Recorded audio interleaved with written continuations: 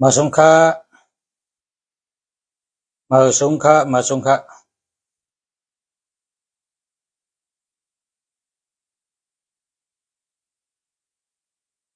มาสงคะมาสงคะให้ขึ้นใจมาสงให้ขึ้นใจเฮอเฮิงให้อยู่ดีมีเงินกูก็กูคนค่ะพ่อแม่พี่น้องผู้ทำยินกูก็ค่ะมาสงคะมาและสิ่งแหละเมื่อในข้าเฮาติรัดในลองพ่อแม่พี่น้องเฮาคนเมืองไต้เฮาลองโกไก่ห่างกูมิวมิวอันเป็นห่างกูมิวมิวเนาะมันหนังห่างเจ้าศิวลีห่างเจ้าอุปกุ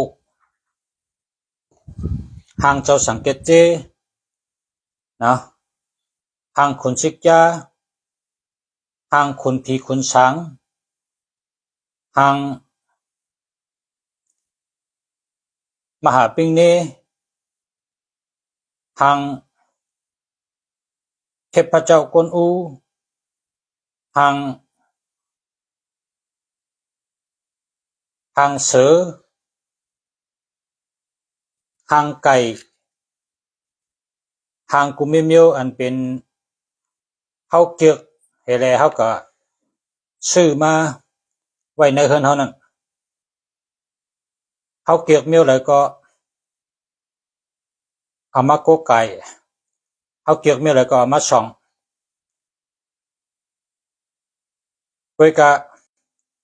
ผู้มีตังหูเขาเจ้าว่าก็เปิ้ว่าลอกลายเฮ็ดอันโคสองนี่มันมีน้ำหนักมันก็เอาปานปองเฮ็ดมา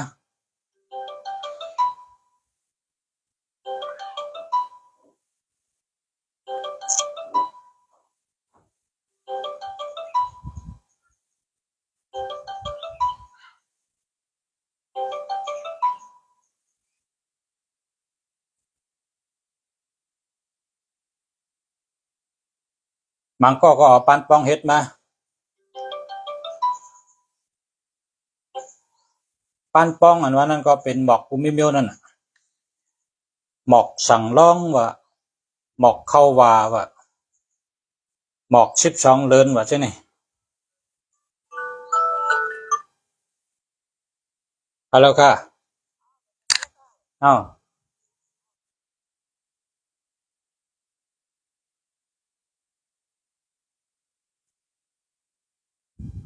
เอ่อตัวเรือนน่ะอยู่ที่ร้านฮะอยู่ที่ชนให้ก็เลิกหลา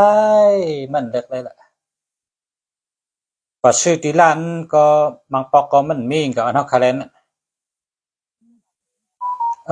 เดี๋ยวมาซื้อที่ในป้อมนั้นก็ลูกก็ซื้อที่ศูนย์หลวงมัน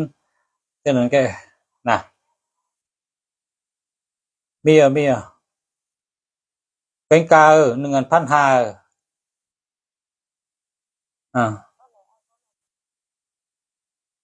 เว้ยกล้าขายเนาะอะไรอะไรค่ะเอาทุกวันทุกข้อที่แท็กครับอ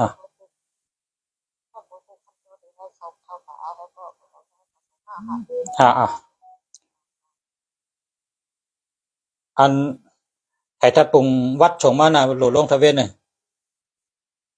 เพราะมีลงทะเวนมันเจิมได้ชงมันอะไรนะอ่า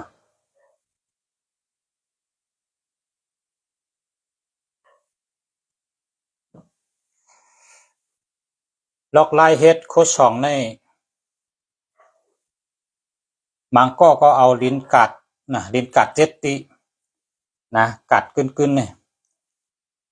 กัดในเป็นเอาลิ้นกัดเจ็ดติเฮดโคชองมา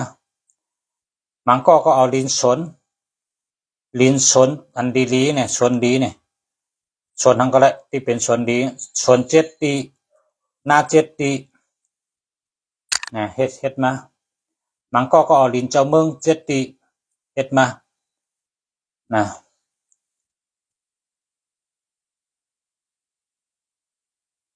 ก็เปอว่า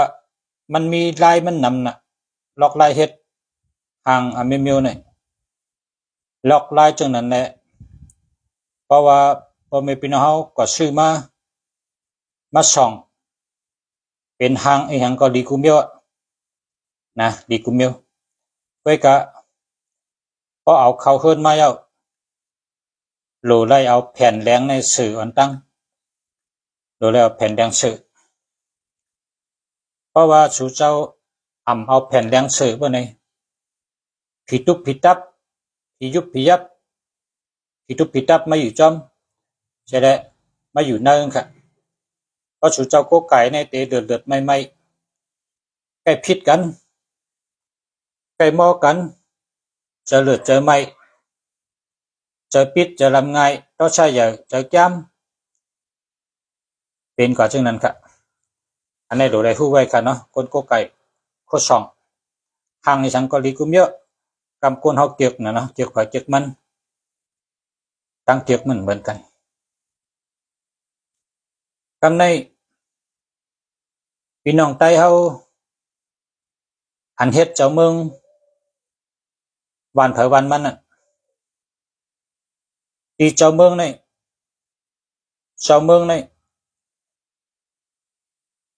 ได้ตาสีเหลืองทั้งหมดค่ะ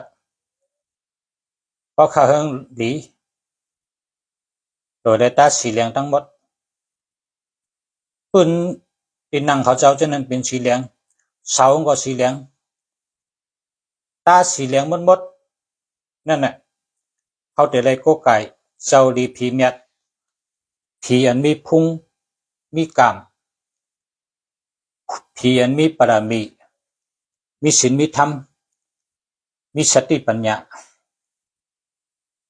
เพราะเฮาตาสีเหลืองบ่ไหน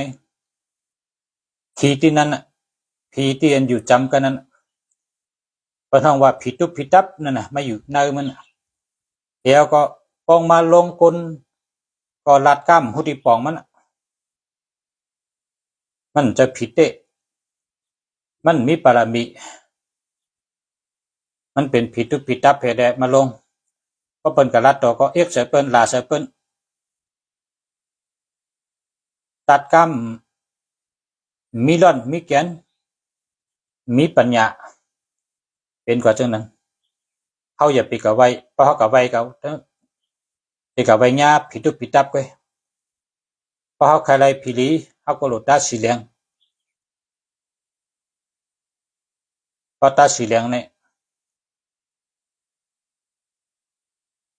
เฮกังไรผิดตุบผิดตับเหมือนหนังเฮิรนก้นเฮิรนในประมาณห้ามเลย3 ปีเฮิรนทีไรก็อยากผีเนี่ยมาอยู่กำเดียวในเฮิรนดังนั้นมันเย็นสีมีคนอยู่ได้3 ปีป่ะเนี่ยมันเปลี่ยนกว่าเฮิรนผีกำเดียวผีเขามาอยู่กำเดียวผีที่เดินมาอยู่ในผีที่นั้นผีที่อยู่จำที่นั้นผีตุบผีตับที่นั้นมาอยู่ก็เพราะฉะนั้นแหละเฮิรนก้นเนี่ย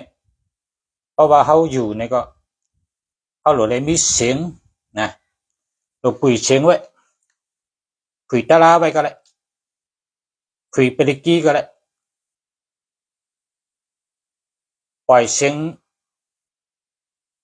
งติ่งเสียงต่อยก็เลยปล่อยเสียงห้องกว้ามก็เลยจะได้มีเสียงไว้เฮิรนเนี่ยอย่าไปปั่นเย็นสีห้องเย็นสีผีก็เข้าอยู่ก็เพราะฉะนั้นเฮิรนเนี่ยอย่าไปปั่นเย็นให้มันมีเสียงไว้คุยก้ามปั่นเก่าก็เลยคุยก้ามปั่นใหม่ก็เลยคุยตาลาก็เลยคุยเปริกี้ก็เลยคุยติ้งต้องก็เลยลุงเสียอะไรกับฮันตีชนคนอคำลุงเสียอะไรมีกุสุลีได้กว่าปอกหนึ่งกว่าที่ชนคนอคำเนื้อชนคนอคำเนี่ยเนื้อชนหมอกเนี่ยเสียง ตุริยาในโมกุติค่ะเสียงตุริยานะติ้งติ้งตองตองติ้งติ้งตองตองอันบนปล่อยต่อยจัดแซงนั่นนะก็ยังเป็นตุริยาของไทยบนปล่อยไว้กุติค่ะนชนบอกนะตัวนชนบอกว่านั่นปันเย็นครับนะนั่นครับพอมีพี่น้องเขา ที่อยู่พัติอยู่มันหมอลุมลาหมอหักษาหมอตุ้ยหางมีเสียงหางมีเสียงเพราะเป็นเฮือนเขาอยู่ก็เขาผุยหางไว้ก็ได้ผุยไว้อันเขาเกียกนั่นผุยปริกี้ก็ได้ผุยกัดทาก็ได้กัดทาเงินล้านอันนั้นก็ผุยเสียงก้ามปันเก่าก็ได้อันนั้นก็ผุยก้ามปันใหม่ก็ได้ผุยไว้ทั้งวันทั้งคืนพอเขาตื่นนอนก็เขามาเบาเสียงพอเขาตื่นมาก็เขาขึ้นเสียงเห็นไหนก็ได้อันนั้นก็พอเขาตื่นนอนเขาก็ปิกไว้พอตื่นมาเขาขึ้นผุยขึ้นให้ไหนก็ได้จังไหนจังไกแมนเมลมันนะครับเฮ็ดให้เฮือนเฮาหากินง่ายทำมาด้วยอันเป็นอยู่กัดอยู่เย็นเนี่ยเป็นก็ผุยจังนั้นกูเฮิรนนะเป็นผุยจังนั้นกูเฮิรนมันจังกับตัวเดียวในอันเป็นเฮ็ดมาปริกีชีวิตสุขนั่นเอาผุยไว้ตั้งวันตั้งคืนมันก็ติหม้ออยู่ห่างไกลมันก็พอเขาลืมปิกก็มันก็หม้อห่างไกลมันพอเขาลืมก็เขาก็พอตื่นนอนก็ปิกพอตื่นมาก็ผุยนี่อันนี้ก็ดีจักนะจังว่ากำในจำลองโกไก่ในหอในเฮิรนอันเฮาเตรียมมาวัตถุมงคลกุมิวเนี่ยโดยเลยว่างในแผ่นแดงโดยเลยว่างไว้ในแผ่นแดงพอห้อมเอาแผ่นแดงสื่อไปในผีที่ไม่อยู่จอมค่ะก็เพราะฉะนั้นได้เราว่างในแผ่นแดงกุมิวเขากับไรมาสั่งก็ยับเขาโดยเลยซื้อแผ่นแดงมาสื่อเดี๋ยวจังก็เอาว่างไว้ในแผ่นแดงจังนั้นจังก็เป็นรองดีค่ะ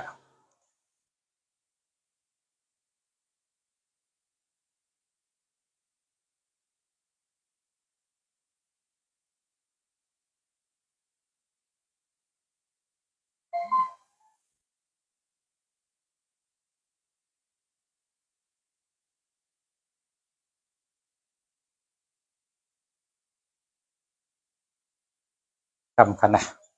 ครับมีคนเต็มเข้ามาบ่หือนอ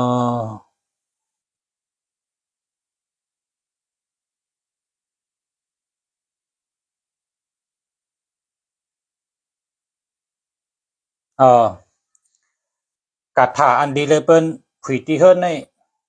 ปริกีชีวิตสุขในอดีเลยเปิ้นไปกะก็เป็นเมืองไทยได้กาถาเงินล้านอันว่านั่นกาถาเงินล้านกำในปีในเปิ้นว่าเป็นปีนักกานะครับในปีในเป็นปีนักกาเพราะเผอไล่กาถาจีนาปัญชรนะเผอรอดกาถาจีนาปัญชรพอรอดกาถาจีนาปัญชรในปีในแต่ลาบหลีตั้งปีแต่ใกล้เตอร์ทีแต่ใกล้เป็นคนไล่สู้ไล่ลาบไล่เงินเนาะไล่เงินง่ายใกล้เตอร์ทีใกล้ปอกทีเนี่ยว่าเพราะว่าเทพเจ้าอันปีนี้นะในปีนักกาเนี่ยเป็นกาถาในกาถาจีนาปัญชรเนี่ยว่าจื้อกาถาจีนาปัญชรเป็นกาถาไว้เจ้าท้าวเวสสุวรรณและกาถาเจ้าพระราชาแปดอยู่ในพวกเดียวกันค่ะเพราะว่าหลอดอันนั้นอันเดียวก็แคบไหนอะค่ะพอตื่นมากลางไหนพอตื่นมากลางไหนหลอด คาถาจินปัญชรกับนโมตัสสะ3 กรัมนะเดี๋ยวพอใครนับหมากนะพอใครนับหมากก็เอาอันง่ายๆก็อะระหัมกุงโตอะระหัมกุงโตอะระหัมกุงโตใน3 ปัดนะโมพุทธายะสิทธิเมนะโมพุทธายะสิทธิเมนะโมพุทธายะสิทธิเมอันใน3 ปัดปุติอาปัด1อาติปุปัด1ปุติอาติปุปุติอาติปุมีดังคอนะกำแต้มไปก่อนลืมไปละ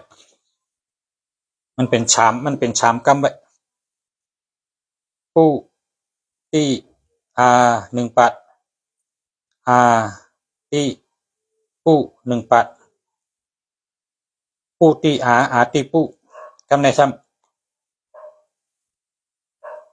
ำติปุอาเนี่ยเนาะติปุอาในสปัดคนไหนมีเกาปัดบ่เลียปุติอาในปัด1อาติปุในปัด1ติปุอาในปัด1 3 ปัดอะระหัมกุงโตซ้ำ3 ปัดนะโมพุทธายะสิทธิเมซ้ำ3 ปัดเป็นเกาปัดในดอทอันไหนก็มีก้นดอทแล้วก็ไหลเงินดีไหลเงินดี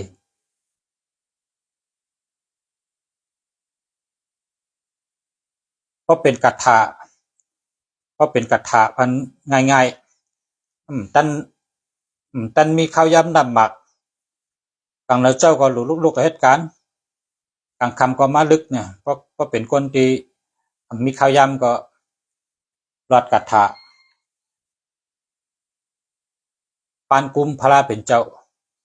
ง่ายๆหลอดเก่ากำนะว่าอิติปิโสวิเศษอิเศษพุทธนาเมอิเมนาพุทธสัมโชอิโสสัมพุทธรรมปิติอันนี้เป็นตั้งมันนะเป็นตั้งมันกันในประตังเมืองไทยทำอิติปิโสวิเศษอิเศษพุทธนาเมอิเมนาพุทธตังโสอิโสตังพุทธปิติเนี่ยก็เป็นตั้งเมืองไทยเนี่ยว่าตังนะแล้วก็กติปุกทางนั้นเขาว่าปุกทะนะมันเปิงกัน3 ข้อเพราะว่าทางเมืองไทยก็แต่ว่า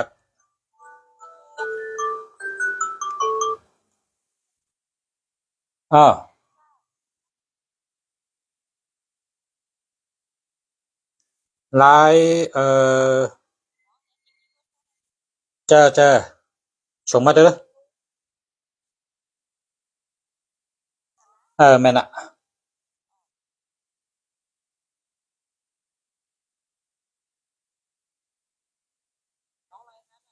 ได้ส่งเมื่อไร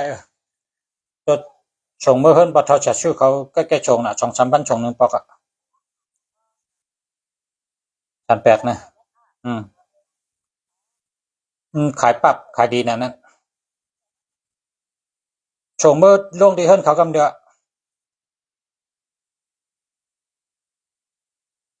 จะส่งเมื่อจำการ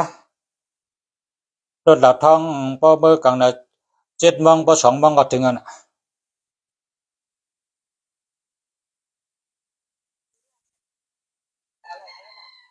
แล้วต้องไปลงเฮิรนปะเทาเขาเขาต่างที่คำลง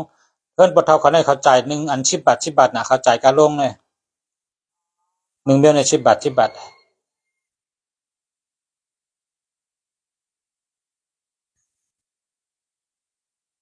ไกลเด้อขี่รถเครื่องมือกำอ่อนส่งได้กูว่านะบ่ใครให้ส่งมันก็แต่ว่าส่งเมื่อลงเฮิรนปะเทาเขานั่นน่ะ